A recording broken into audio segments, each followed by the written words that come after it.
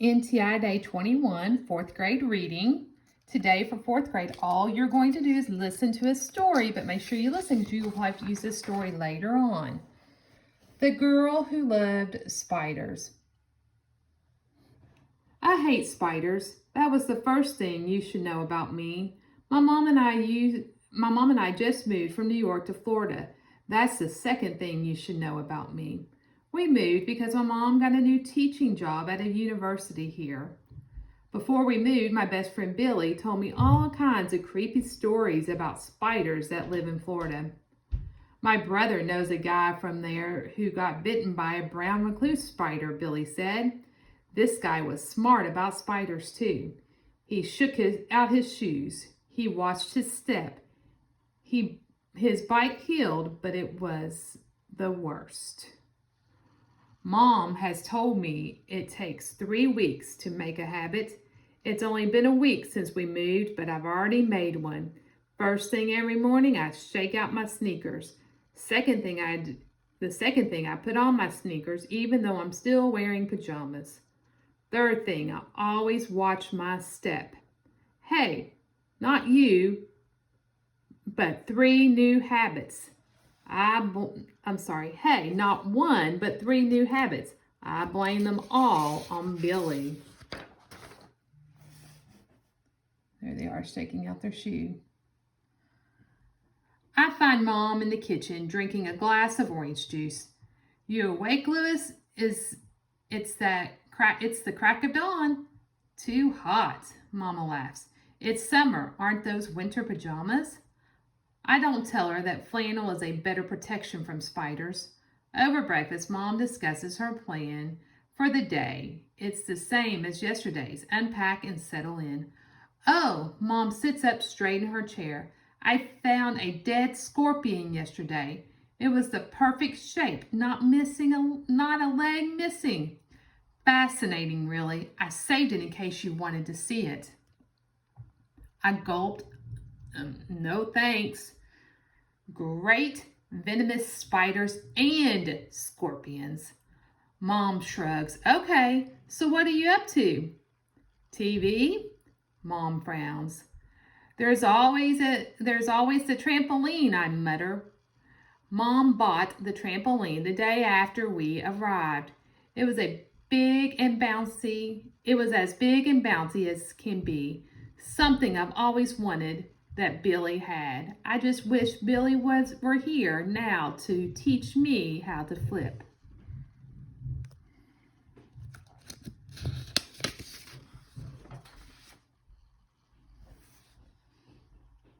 Not even 8:30 in the morning, and I am on the trampoline again. Every jump takes me higher and higher. In mid-air, I see her 2 yards over, a girl about my age.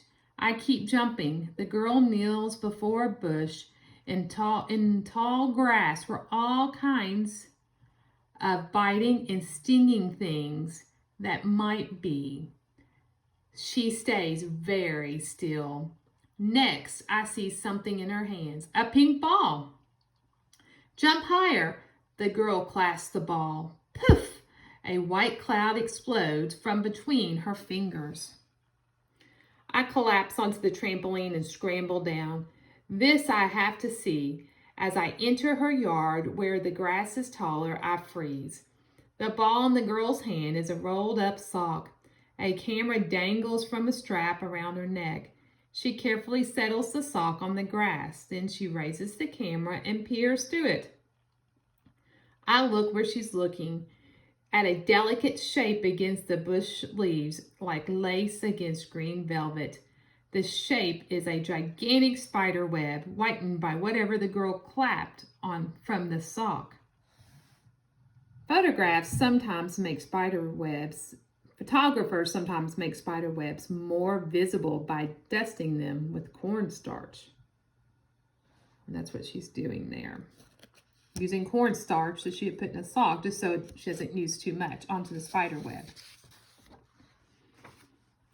Not all spiders make their homes in webs. Some dig burrows. And there, he's digging a burrow. Yikes, I yelled at the sight of the web. The girl cries out, surprised, and falls into the web. She springs up, web clinging to her. What's the big deal? She shouts. I was warning you. Guess you don't know about brown recluse spiders. Of course I do. I've been trying to find one. They're shy like most arachnids. I've found rarer breeds, even the burrowing wolf spider. Still haven't tracked down a brown recluse. She points at the bush. That was a common orb weaver. I've been watching her for a few days until she got her web just right. The girl glares. It sure was pretty until you came along. Who are you anyway? Louis, I just moved here. My name is Ashanti. Welcome to the neighborhood. She still sounds mad. I cross my arms over my chest. So you're on a spider safari? Why? This summer, my goal is to photograph 100 spiders. I've always loved folk tales about Insani, a true Spider-Man. Spiders are cool.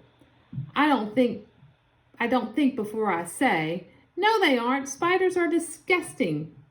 At that, Ashanti stalks away. That afternoon, Mom drives me to the park. Never mind the heat, she says. There'll be boys your age. There is a decent playground, but a sign that reads, beware of snakes. Where there are snakes, there must be spiders.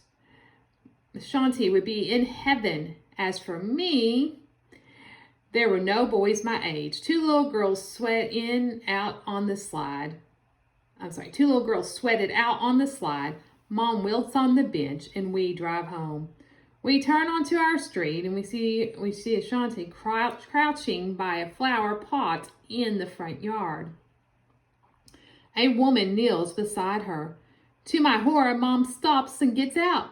Mom and Miss Smith, her mom, hit it off. Miss Smith teaches at the university too. Mr. Smith works for the alumni office. Ashanti and I might be in the same 5th grade class. Ashanti just found her first colorful crab spider, Miss Smith says. It's the 50th spider she's photographed for her collection. Mom and Miss Smith keep talking. Ashanti photographs her spider. I trace circles in the dirt, and then Miss Smith asks Mom and me over for dinner. Mom agrees. Yike!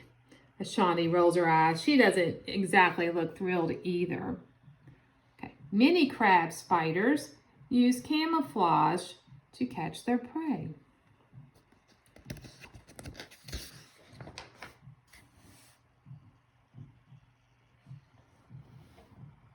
At 6 o'clock, we're standing on the Smith's front porch. She opens her door, and soon we sit down to dinner. The Smiths and Mom talk and laugh. Ashanti and I dig into our lasagna. Soon my plate is empty, and so is hers. She gives me a cautious look. Want to see? Ashanti, she asks quietly, as not to interrupt the grown-ups. I shrug. I guess. Ashanti smiles a little. Come on. We go into the family room. African artifacts cover 3 of the walls: masks, instruments, weavings, and paintings. A large bulletin board hangs on the 4th wall. About 50 photographs of spiders are mounted there. I take a deep breath and go over to the board. I've got to admit, some spiders look really cool.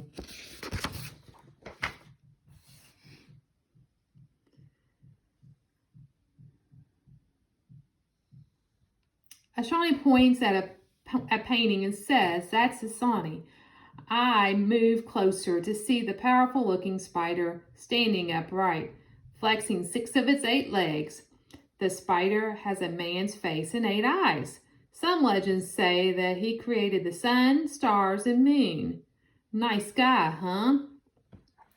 He also could be tricky and greedy. In one story, he tries to keep all the wisdom to himself.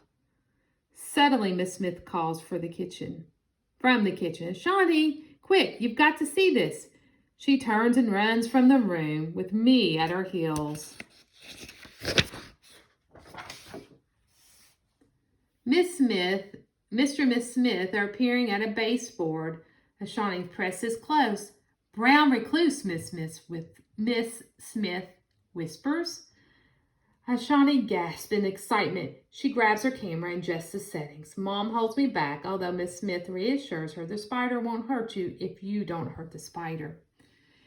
Just don't brush up against it. Shawnee knows what to do, Mom, I say.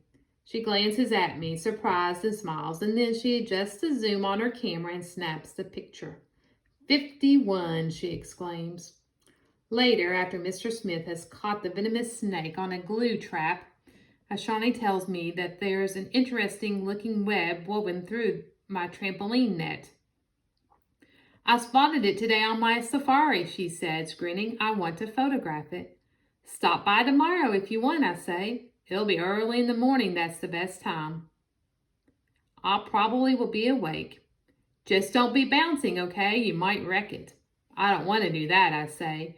I want to know which spider lives in my yard. Boy, won't Billy be surprised. I'll be able to teach him a thing or two about spiders when he comes to visit. And this is a picture of a brown recluse, and it has 6 eyes. I mean, you might want to Google that so that you can see a color picture.